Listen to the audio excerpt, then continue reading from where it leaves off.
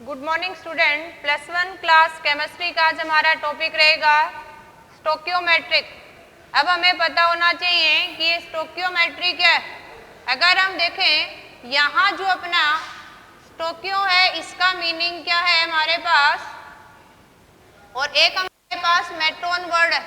That means क्या है, हमें क्या करना है, स्टोकियोमेट्री मीन्स हमने क्या करना है, कैलकुलेशन ऑफ एलिमेंट करना है। अब कैलकुलेशन ऑफ एलिमेंट कैसे करेंगे हम, यानी एलिमेंट कैलकुलेट करने में। अब एलिमेंट के अंदर क्या कैलकुलेट करेंगे, दैट मीन्स हमें इसको प्रॉपर्ली पूरी डेफिनेशन लिखें। स्टोकियोमेट्री का मीनिंग क्या है, calculate the amount of reactant and product in a chemical reactions, कि किसी भी केमिकल रिएक्शंस के अंदर कितना अमाउंट ऑफ, यानी ये हमें क्या करता है, क्या शो कर रहा है, it is calculation of amount of reactant and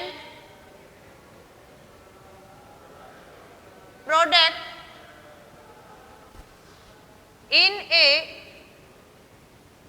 chemical reactions। किसी भी रिएक्शंस के अंदर हमें कोई भी रिएक्टेंट या प्रोडक्ट का मास या वॉल्यूम की टर्म में कैलकुलेट करें। ये भी कर सकते हैं रिएक्टेंट प्रोडक्ट की जगह हम किसी भी एलिमेंट का हम मास या वॉल्यूम फाइंड आउट करें, या तो हम मास की टर्म में कैलकुलेट करेंगे या किसकी टर्म में कैलकुलेट करेंगे, वॉल्यूम की टर्म में, या फिर मास और वॉल्यूम आ जाएगा तो नंबर भी निकाल सकते हैं। यानी आज हम केमिकल रिएक्शंस की बात करेंगे। अब हमने मोल कंसेप्ट पढ़ा है, उसी को रिलेट करेंगे हम केमिकल रिएक्शन से। रिएक्शन हमें पता है, अगर हम सिंपल कहें कि केमिकल रिएक्शन क्या है, हमने 10th क्लास में पढ़ा था ये कि केमिकल रिएक्शंस क्या है, any chemical change in which reactant change into product. Okay, अब हम ये कहें कि रिएक्टेंट किसको कहते हैं, हम रिएक्टेंट होता है जो भी हमने रॉ मटेरियल लिया, रिएक्शन से पहले जो सब्सटेंस हमने यूज किया उसको रिएक्टेंट बोलते हैं, और जो भी हमें न्यू सब्सटेंस मिलता है, न्यू जो भी प्रोडक्ट मिलेगा हमें, न्यू सब्सटेंस फॉर्म्ड, जो न्यू सब्सटेंस बना है उसके लिए हम क्या यूज करते हैं, प्रोडक्ट। अब किसी भी रिएक्शंस के अंदर जब भी हम रिएक्शन राइट अप करते हैं तो प्रॉपर रिएक्शन कब होगी, जब रिएक्शंस को बैलेंस करेंगे। अब इस रिएक्शंस के अंदर हमें पता चल गया है रिएक्टेंट किसको कहेंगे, जो रॉ मटेरियल लिया, प्रोडक्ट किसको कहेंगे, जो न्यू सब्सटेंस बन गया। अब जब भी हमारे पास रिएक्शन आ जाती है तो रिएक्शंस को हम क्या करेंगे, इस रिएक्शंस को बैलेंस करेंगे। रिएक्शंस को बैलेंस करने के लिए क्या करते हैं कि number of atoms of each element in reactant should be equal to क्या होना चाहिए, number of atom of each element in product. अगर एटम की संख्या रिएक्टेंट प्रोडक्ट में हर एलिमेंट के एटम की संख्या बराबर हो जाए, बराबर करने के लिए हम क्या करते हैं, देखो यहाँ कुछ इंटीजर संख्या यूज करते हैं, यहाँ हम जो नंबर यूज करेंगे उससे रिलेट करते हैं। देखो हम जैसे सिंपली हमने ले लिया, यहाँ एक सिंपल सी रिएक्शन लेते हैं, हाइड्रोजन ऑक्सीजन के साथ रिएक्ट करके हम सबको पता है क्या मिलता है हमें, वाटर मॉलिक्यूल्स। अब इस रिएक्शन को प्रॉपर्ली एक्सप्लेन करने के लिए हम इक्वेशन को बैलेंस करेंगे। बैलेंस करने में क्या करते हैं, जितने नंबर ऑफ एटम हाइड्रोजन के रिएक्टेंट में होने चाहिए उतने किस में होने चाहिए, प्रोडक्ट में। हाइड्रोजन के 2 है, यहाँ भी 2 है, ऑक्सीजन के 2 है यहाँ, लेकिन प्रोडक्ट में कितना है हमारे पास, 1। कोई भी रिएक्शन है उसको मॉलिक्यूल की फॉर्म में राइट करना है, ये नहीं कि यहाँ सिंगल एटम कर दें हम। इसलिए हमें क्या करना पड़ेगा, यहाँ ऑक्सीजन की संख्या को डबल करने के लिए, देखो रिएक्शन बैलेंस करने कुछ हमने सीखी थी 10th क्लास में, थोड़ा सा रिवाइज कर लेते हैं। रिएक्शन को बैलेंस करने के लिए हम आगे लगाएंगे कोफिशिएंट, ना बीच में डाल सकते हैं ना पीछे। रिएक्शंस को मॉलिक्यूल की फॉर्म में राइट करना है हमने, ऑक्सीजन को बैलेंस करने के लिए हमने 2 नंबर्स आगे इंटीजर इसके मेंशन कर दिया है। अब हाइड्रोजन 4 हो गए तो हाइड्रोजन को यहाँ मेंशन करेंगे। अब अपनी इक्वेशन बैलेंस हो गई है। अब इस स्टोइकियोमेट्री को स्टडी करते टाइम, एलिमेंट का अमाउंट कैलकुलेट करते टाइम पहला काम करना है, हम रिएक्शन राइट करेंगे। देखो जब भी हमें स्टोइकियोमेट्री से रिलेटेड न्यूमेरिकल सोल्व करेंगे, यानी न्यूमेरिकल्स हमें मिले कि किसी भी अमाउंट फाइंड आउट करें एलिमेंट का किसी कंपाउंड में, रिएक्शन करके शो करें, तो हमें 3 स्टेप फॉलो करने पड़ेंगे। सबसे पहले करेंगे रिएक्शन को राइट करने के बाद रिएक्शन को बैलेंस करेंगे। बैलेंस करने के बाद उसका जो अमाउंट दे रखा है गिवन अमाउंट को मेंशन करेंगे, यूनिटी फैक्टर निकालेंगे, यानी किसी के 1 मोल के लिए कितना चाहिए। तो हमने फर्स्ट स्टेप यहाँ किया, रिएक्शन को राइट कर लिया। दूसरा स्टेप क्या किया हमने, रिएक्शन को बैलेंस करेंगे। अब रिएक्शंस बैलेंस में एक हमने पॉइंट और माइंड में रखना है कि जो हमें रिएक्शंस बैलेंस करेंगे, बैलेंस रिएक्शंस में आगे जो हमें कोफिशिएंट नजर आ रहे हैं, जो आपको नंबर दिखाई दे रहे हैं, यानी जैसे हाइड्रोजन के आगे 2 नजर आ रहा है, यहाँ कुछ नहीं है, दैट मीन्स क्या है आपका 1, यानी कुछ भी मेंशन नहीं है, उसके आगे क्या है आपका 1।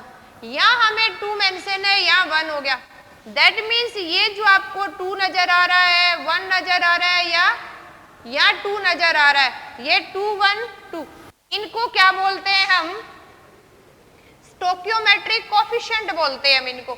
यानी किसी बैलेंस इक्वेशन में रिएक्टेंट या प्रोडक्ट के आगे जो संख्या हमें नजर आ रही है, उस संख्या को, यानी ये 2 1 2 जो हाइड्रोजन, ऑक्सीजन या वाटर के आगे मेंशन है, इनके लिए हम क्या वर्ड यूज करते हैं, स्टोइकियोमेट्रिक कोफिशिएंट बोलते हैं हम इनको।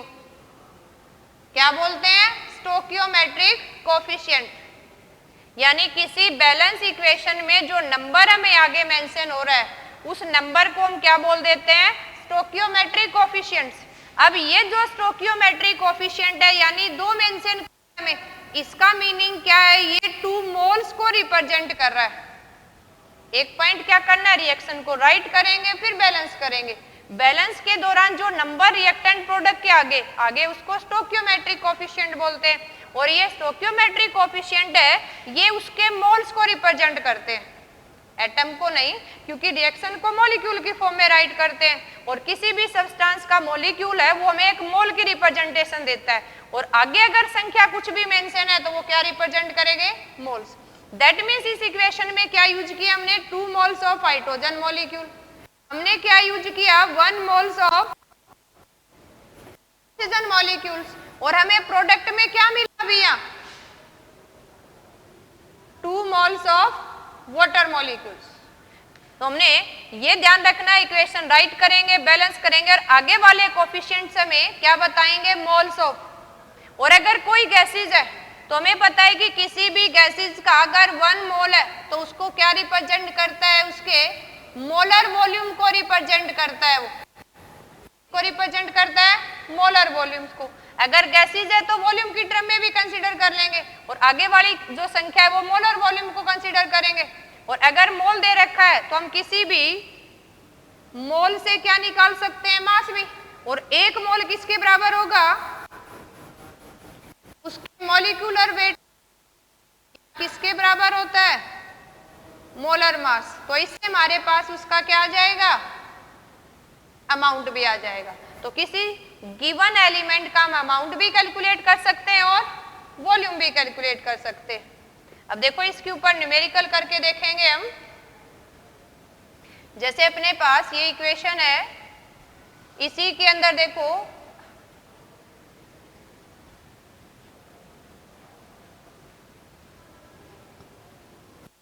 किसी भी को सोल्व करने के लिए यहाँ इससे रिलेटेड हमने 3 स्टेप फॉलो करने पड़ेंगे। 3 स्टेप में फर्स्ट वन क्या करेंगे, भी आपको गिवन डाटा है उससे राइट करेंगे रिएक्शंस। रिएक्शन राइट करके हमने क्या करना है, उस रिएक्शंस को बैलेंस्ड करना है, और रिएक्शंस को बैलेंस करने के बाद हमें स्टोइकियोमेट्रिक कोफिशिएंट मिल जाएंगे। स्टोइकियोमेट्रिक कोफिशिएंट मिलने के बाद हमने यूनिटरी फैक्टर निकालना है। यूनिटरी फैक्टर मीन्स 1 मोल के लिए 1 मोलर वॉल्यूम के लिए कंसीडर कर लेंगे। यूनिटरी का मीनिंग क्या है हमने पर मोल या फिर पर मोलर वॉल्यूम की टर्म में उसको कैलकुलेट कर लेंगे तो उसको हम क्या बोलेंगे यूनिटरी फैक्टर्स। अब देखो सोल्व आउट करते हैं। इसके अंदर अपनी इन्हीं फैक्टर को अगर देखें तो हमारे पास न्यूमेरिकल देखो हम करेंगे। एक तो हम करेंगे गिवन मास से मास की टर्म में कैलकुलेशन करेंगे, यानी हमें किसकी टर्म में कैलकुलेशन करनी है मास की टर्म में, यानी हमें क्या कैलकुलेट करना है ग्राम में या ग्राम में गिवन हो। हम एक न्यूमेरिकल करेंगे कि मिलेगा वॉल्यूम निकालेंगे, वॉल्यूम दिया हुआ है वॉल्यूम कैलकुलेट करेंगे। दो तरह के न्यूमेरिकल्स हमें सोल्व करने हैं। अब इस तरह के न्यूमेरिकल को सोल्व आउट करने के लिए हम थोड़ा सा स्टेप वाइज चलते हैं कि पहले आज हम फर्स्ट टाइप के न्यूमेरिकल करेंगे जिसमें आपको एक ही रिएक्टेंट का अमाउंट दिया हो। हमें कैलकुलेशन मास की टर्म में भी कर सकते हैं और वॉल्यूम की टर्म में भी कर सकते हैं। आज हम फर्स्ट टाइप ऑफ रिएक्शन करेंगे, यानी अपना फर्स्ट टाइप ऑफ न्यूमेरिकल करने जा रहे हैं हम। ऐसे न्यूमेरिकल करेंगे जिसके अंदर हमें क्या होगा ओनली वन रिएक्टेंट, क्या होगा हमारे पास एक ही रिएक्टेंट हो, या हम ये कहें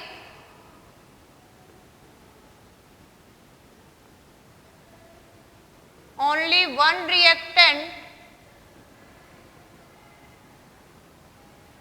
अमाउंट गिवन, या आपको वॉल्यूम गिवन। उसमें थोड़ा सा हमें लिमिटिंग फैक्टर एक्सिस को कंसीडर नहीं करेंगे, वो नेक्स्ट टाइप में करेंगे। आज सिंपल कर लेते हैं फर्स्ट टाइप के जिसमें एक ही रिएक्टेंट आपको गिवन हो या एक से ज्यादा रिएक्टेंट तो एक ही का अमाउंट दे रखा हो, सेकंड का दे नहीं रखा तो हम उसको कंसीडर नहीं करेंगे। तो देखो सोल्व आउट करते हैं हम। जैसे सिंपल हमें यहाँ अभी सोल्व आउट किया था उसी को कर लें, नहीं हम देखो यहाँ कंसीडर कर लेते हैं calcium carbonate on heating decompose into calcium oxide and CO2।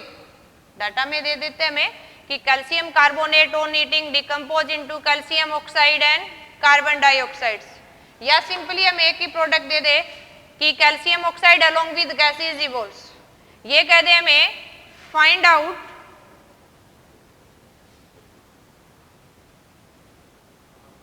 amount of calcium oxide formed if 50 gram calcium carbonate heated। यहां में एक ही रिएक्टेंट गिवन है, रिएक्शन के अंदर हमें मिल गया calcium oxide and carbon dioxide. हम प्रॉपरली पूरी रिएक्शन को लिखेंगे, यहाँ अपनी रिएक्शन राइट करें तो रिएक्शंस यहाँ बैलेंस है, रिएक्शंस बैलेंस है। सेकंड स्टेप क्या करना है हमें, रिएक्शन राइट करेंगे बैलेंस करेंगे, फिर उसके अंदर हमने यूनिटरी फैक्टर निकालना है। यूनिटरी फैक्टर जैसे यहाँ हम मास बाई मास की टर्म में निकाल रहे हैं, मास ही अमाउंट ही निकालना है और अमाउंट ही क्या कर रखा है हमें गिवन। अब देखो कैसे सोल्व करेंगे। सबसे पहले हमने रिएक्शन राइट कर ली अपनी, रिएक्शंस ऑलरेडी बैलेंस है तो एक काम अपना पहले से हो गया। सेकंड क्या करेंगे कि आगे वाले कोफिशिएंट कुछ भी नहीं है, दैट मींस अपना यहाँ कोफिशिएंट सारे क्या है 1। अब इसको यूनिटरी फैक्टर में लेके आना है। यूनिटरी फैक्टर क्या हो जाएगा 1 मोल के लिए कितना अमाउंट बनेगा आपका, या गिवन अमाउंट है तो अमाउंट की टर्म में कर लेंगे। तो हम यूनिटरी फैक्टर करें तो इसके 1 मोल है, ये ध्यान रखेंगे। मास दे रखा है तो मास की टर्म में लिख लेंगे, वॉल्यूम दे रखा है तो वॉल्यूम, मोल दे रखा है तो मोल। डायरेक्ट भी नहीं लिखेंगे क्योंकि मोल से मास कैलकुलेट करते हैं, मोल से वॉल्यूम, तो हम मोल्स लिख लेते हैं। यहाँ 1 मोल है आपका, और 1 मोल का अगर मास देखें, देखो हम कैल्शियम का मास हमें पता है 40, कार्बन का कितना है 12, और ऑक्सीजन का कैलकुलेट करें तो 3 × 16, यानी यहाँ हमारे पास कितना आ गया 100 ग्राम। अब इसी केस में कैल्शियम का लिखें हम, कैल्शियम का कितना है 40। एक हमने क्या करना है, कैल्शियम का आपका 40 है, अपने ऑक्सीजन का सम अप करना है, इसमें एक ही ऑक्सीजन है तो अपने पास कितना आ गया 56। यानी यहां लिखेंगे हम 56 ग्राम।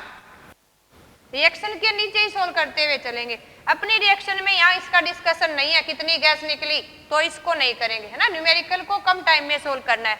अब अपने पास यूनिटरी फैक्टर आ गया है। वैसे हमें पता है 1 मोल का मास है, क्योंकि स्टोइकियोमेट्री कोएफिशिएंट कितना है 1, और 1 मोल से 1 बन रहा है यहाँ, तो ये भी यूनिटरी फैक्टर में आगे दोनों। अब हमने डायरेक्टली कर लेना है इसको सोल्व। देखो हम यहाँ लिखेंगे कि 100 ग्राम कैल्शियम कार्बोनेट हमें कितना दे रहा है 56 ग्राम कैल्शियम ऑक्साइड। हमने यूनिटरी फैक्टर निकाल लिया है बोथ फॉर 1 मोल। अब हम इजीली कैलकुलेट कर सकते हैं। ध्यान ये रखना है कई बार प्रोडक्ट देके रिएक्टेंट भी पूछ लेते हैं। जो डाटा आपको गिवन है उसको लेफ्ट में रखेंगे, निकालना है उसको राइट में। या ऑलरेडी हमें रिएक्टेंट का ही अमाउंट दे रखा है, पूछ किसका रखा है प्रोडक्ट का, तो हम निकालेंगे कि 100 ग्राम किसके बराबर है 56 ग्राम, और 1 के लिए कितना हो जाएगा आपका 56/100, और 50 के लिए निकाल लेंगे तो हम डायरेक्ट लिख सकते हैं यहाँ 50 ग्राम कैल्शियम कार्बोनेट किसके बराबर हो जाएगा 56/100 इंटू 50, और ये अपना कितना आ जाएगा, और यहाँ इसको सॉर्ट आउट करके लिखेंगे तो कितना आ गया अपने पास 28 ग्राम।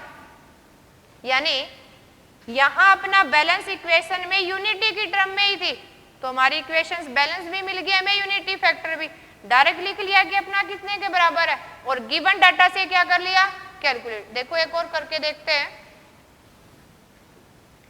अब ये फर्स्ट टाइप ही करेंगे जिसमें हमें एक ही रिएक्टेंट गिवन होगा। हमसे प्रोडक्ट का अमाउंट भी पूछ सकते हैं और रिएक्टेंट का भी पूछ सकते हैं।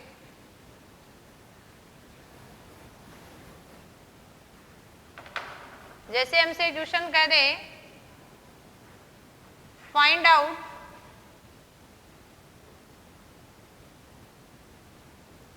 Amount of ammonia formed by reacting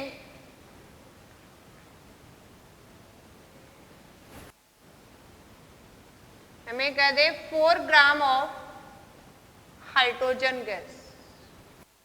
okay, अब हमें ये ध्यान रखना है कि नाइट्रोजन हमें दे दिया, कोई भी कंपाउंड के अंदर वही एलिमेंट कंबाइन करेंगे जो उसके फॉर्मूले में हमें नजर आ रहे हैं, तो हम सीधा ये राइट कर सकते हैं कि अगर नाइट्रोजन को हाइड्रोजन के साथ मिक्सअप करें तभी हमें क्या मिलेगा, अभी अमोनिया। किसी भी रिएक्शंस में मॉलिक्यूल की फॉर्म में राइट करना है हमें, मॉलिक्यूल की फॉर्म में राइट करेंगे अमोनिया फॉर्म्ड हो रहा है। दूसरा काम हमें क्या करना है, रिएक्शंस को बैलेंस करना है। यहाँ बैलेंस करेंगे 2 नाइट्रोजन के एटम है, यहाँ कितने 1। हम क्या करेंगे, यहाँ कोफिशिएंट अप्लाई कर देते हैं, नाइट्रोजन कंप्लीट हो गया, हाइड्रोजन 2 है, यहाँ हाइड्रोजन कितने हो गए 3, तो यहाँ भी कोफिशिएंट लगा देते हैं कितना 3। हमने रिएक्शन राइट की, अब रिएक्शन को बैलेंस किया, स्टोइकियोमेट्रिक कोफिशिएंट मिल गए। थर्ड स्टेप क्या करना है, अपने यूनिटरी फैक्टर निकालना है। उसी टर्म में निकाल लेंगे जिस टर्म में हमें डाटा दे रखे हैं, यूनिटरी मींस यूनिट के लिए निकालना है। अब अपनी क्वेश्चन में डिस्कशन किसका हो रहा है, अमोनिया और हाइड्रोजन का, तो नाइट्रोजन को नहीं कंसीडर करेंगे हमें, क्योंकि हम एक ही रिएक्टेंट की बात कर रहे हैं अभी। तो हम यहाँ राइट कर सकते हैं, देखो ये हमारे मोल को रिप्रेजेंट करता है, 3 मोल्स है, 1 मोल्स का मास हमें पता है कितना है 2 ग्राम, यानी 3 इंटू 2 ग्राम हाइड्रोजन है हमारी, किसके बराबर है अभी 2 इंटू, अगर इसका अमोनिया का वेट देखें हम, क्योंकि हमसे क्या पूछा है इसने, अमाउंट ही पूछा है, तो इसको भी ग्राम में ले लेते हैं। 2 मोल है, एक के लिए कितना है 14 प्लस 3 यानी 17, हमारे पास ये आ गया ग्राम में। अब यूनिटरी फैक्टर निकाल लेते हैं, यूनिटरी फैक्टर मीन्स 1 के लिए, कि अपने पास 3 मोल के लिए कितना है 34। देखो ये हमारा किसके लिए, 3 के लिए 2 मोल है, हमने यूनिटरी के लिए निकाल लेना है, तो गिवन डाटा के लिए निकाल लेंगे, या आप इसको यूनिटरी निकालने की बजाय सीधा पुट भी कर सकते हैं यहाँ। नहीं, देखो अब हमारे पास ये डाटा आ गए, यहाँ इसको सोल्व आउट करें, जैसे यहाँ डायरेक्ट लिख ले या ऐसे लिख लेते हैं, 3 इंटू 2 ग्राम ऑफ हाइड्रोजन किसके बराबर है 2 इंटू कितना था आपका 17 ग्राम ऑफ एमोनिया। अगर यूनिटरी लिखे हम, ये किसके लिए है? 3 मोल्स के लिए। ये हमारा किसके आया? 2 मोल बना रहा है। हमें किसका अमाउंट गिवन है? हाइड्रोजन्स का। तो जो गिवन है उसको किस में रखेंगे? लेफ्ट में। जो निकालना है उसको राइट में। अब हमें पता है कि 6 ग्राम हाइड्रोजन है, वो हमें कितना दे रहा है? 34 ग्राम एमोनिया। अब निकाल सकते हैं कि हमें 4 ग्राम कितना देगा इजीली, यानी 4 ग्राम हाइड्रोजन किसके बराबर हो जाएगा? 34/6 × 4। और ये अपने पास कितना आ जाएगा? अभी अगर हम इसको 16 आउट करें 68/3 तो अपना कितना आ जाएगा? ये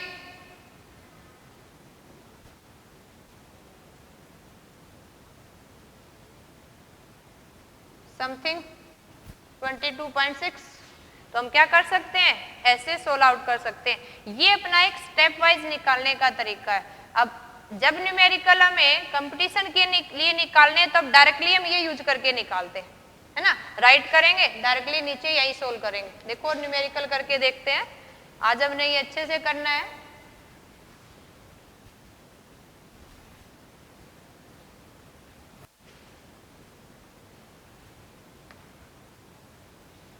जैसे हमसे कह they find out volume of CO2 produced at STP on decomposition of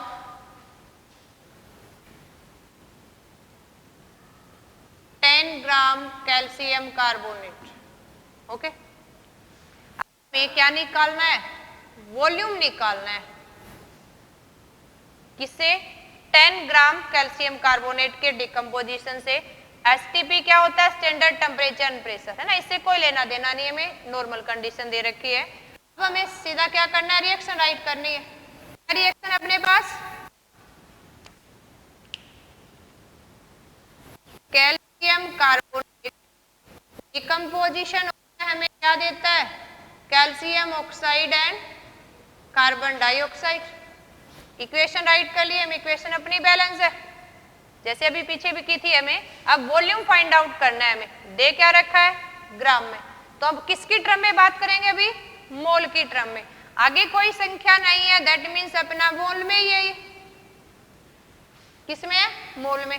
हमें पता है कि 1 मोल कैल्शियम कार्बोनेट है, वो हमें क्या दे रहा है? अभी इसको नहीं करेंगे कंसीडर, हमें जो चाहिए उसी को कंसीडर करेंगे।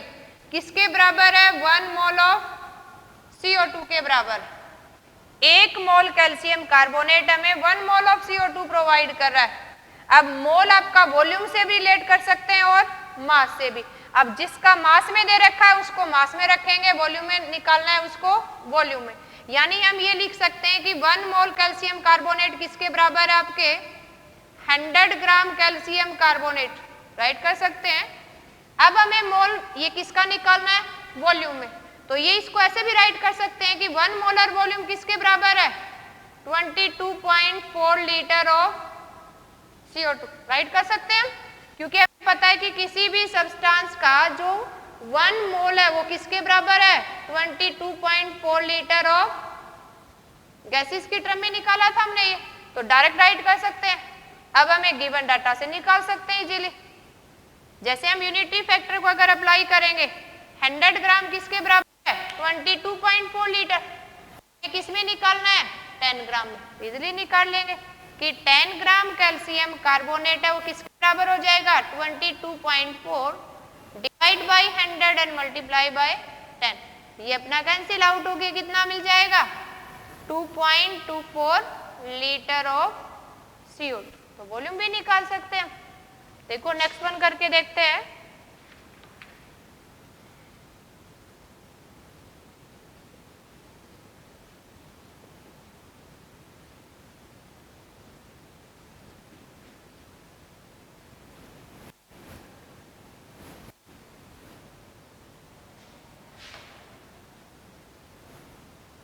ये कह दें हमें फाइंड आउट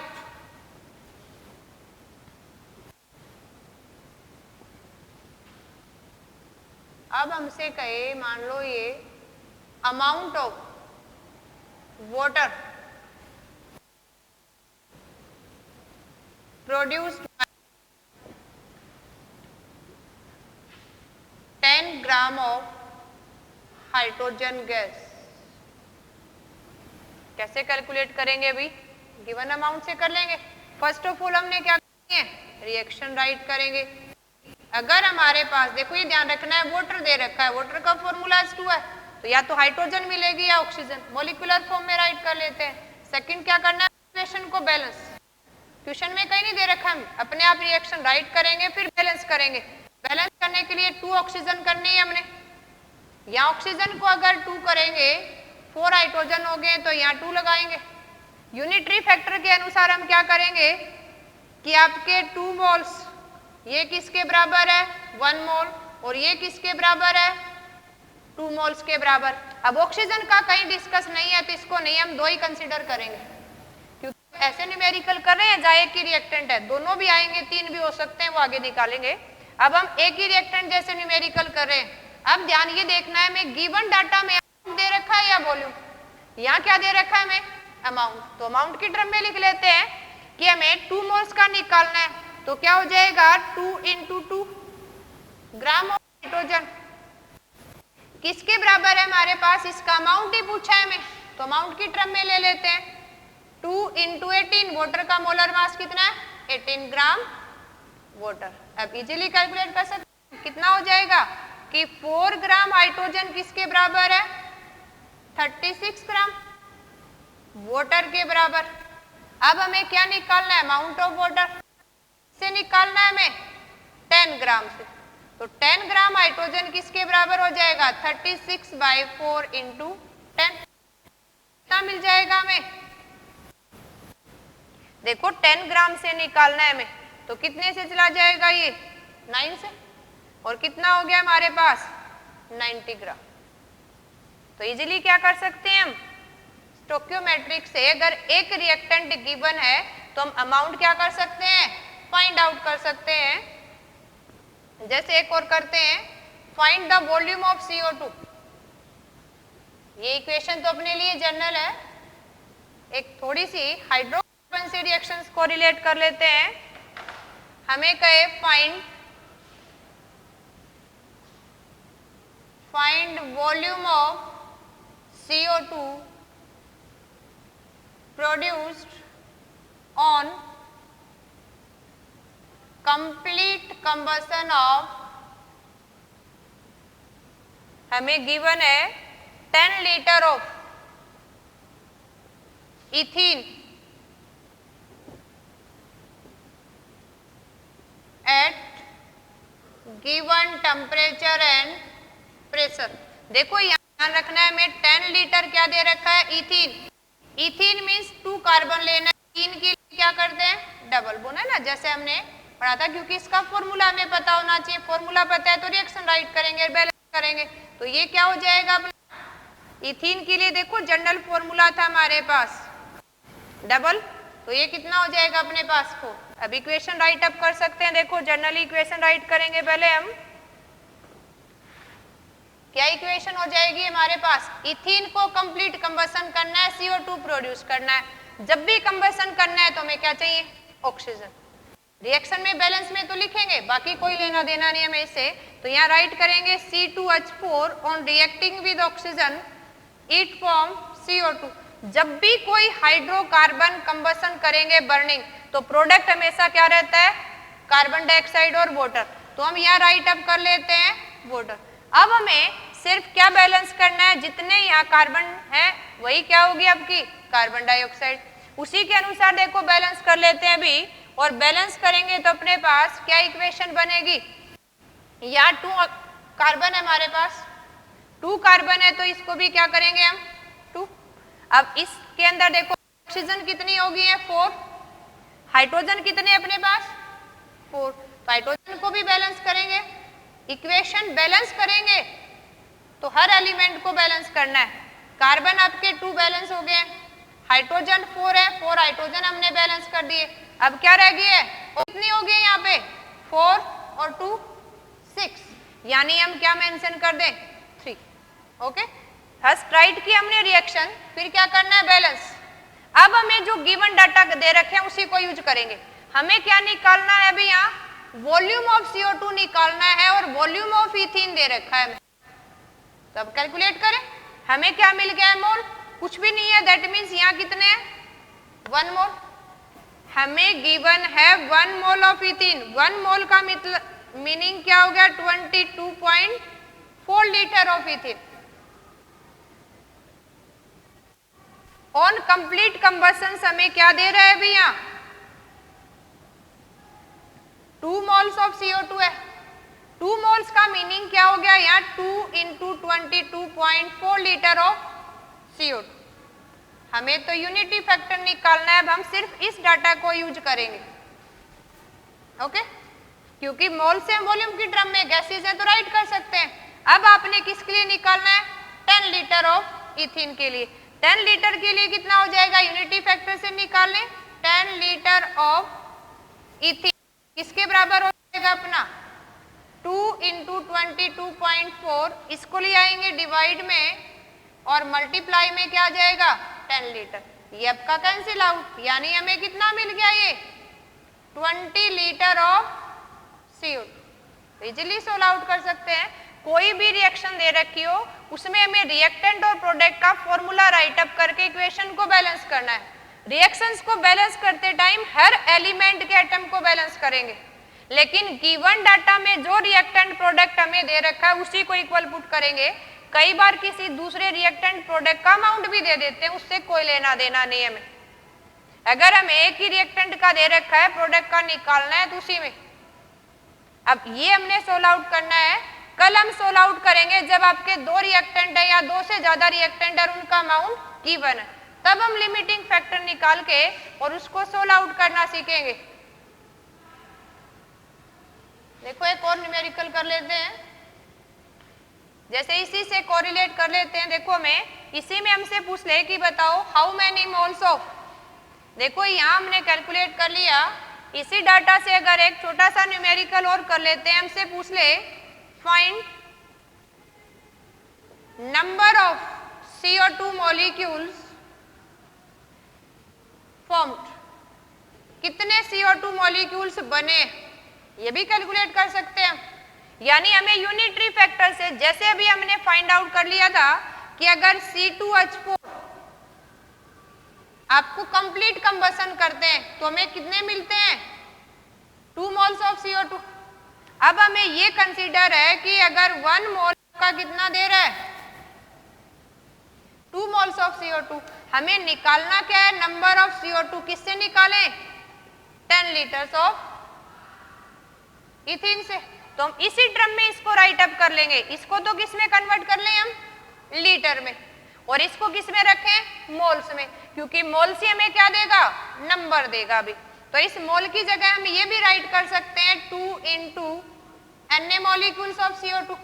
इसको कंसीडर कर ले, किस में कन्वर्ट कर ले अभी हम मोल को लीटर में, यानी 22.4 लीटर ऑफ इथीन।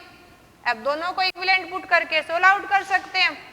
जैसे हमारे पास गिवन है 22.4 लीटर ऑफ इथीन किसके बराबर है 2 into Na molecule of CO2।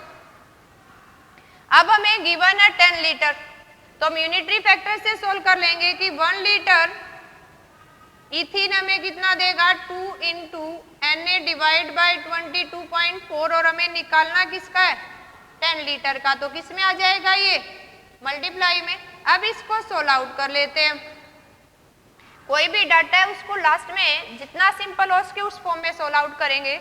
जैसे इसको सोल्व आउट करें, देखो हमारे पास अप्रोक्स अगर देखें तो 20/22.4 है, यानी अपना आंसर कितना आ सकता है। अभी अगर इसको लिखें, देखो 20 डेसिमल को हटाएंगे तो 200, ये आ गया हमारे पास। 100 से ज्यादा कितना है 24, दैट मीन्स ये क्या हो गया 9 पे जाएगा। तो हम ये लिख सकते हैं, देखो इस Na की वैल्यू पुट करें,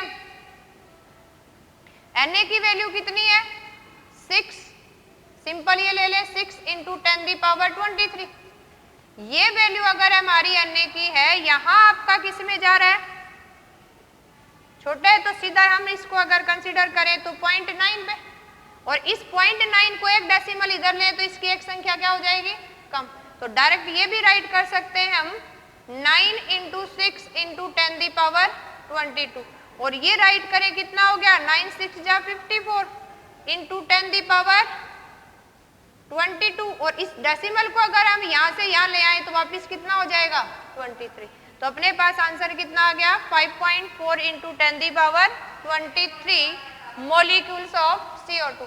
तो हम ऐसे किसी भी गिवन डाटा से उसका अमाउंट लीटर में, ग्राम में और मॉलिक्यूल्स की फॉर्म में सोल्व आउट कर सकते हैं।